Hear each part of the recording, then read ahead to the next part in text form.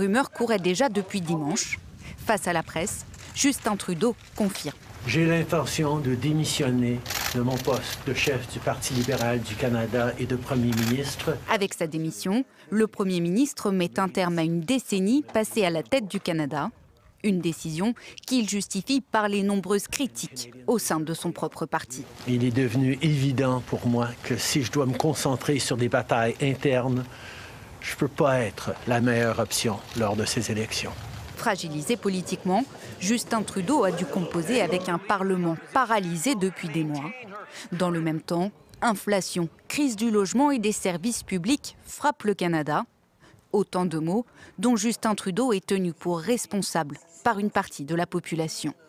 Une défiance qui lui vaut de dégringoler dans les sondages. Alors que les élections législatives sont prévues pour octobre au plus tard, le Premier ministre accuse un retard de plus de 20 points sur le conservateur Pierre Poilievre, qui n'a pas tardé à réagir à la démission de son rival. Ils ont continué à soutenir Trudeau quand il a fait toutes ces choses. Leur seule objection est qu'il n'est plus assez populaire pour gagner une élection et les maintenir au pouvoir. Ils veulent protéger leur salaire en balayant leur chef détesté sous le tapis quelques mois avant les élections. Autre réaction, celle de Donald Trump. Lui qui a contribué à aggraver la crise politique avec ses déclarations choc, affirme cette fois que le Canada devrait fusionner avec les États-Unis. Une suggestion que le Parlement, prorogé jusqu'au 28 mars, ne pourra pas étudier. D'ici à la nomination d'un successeur par les libéraux, Justin Trudeau annonce rester en poste.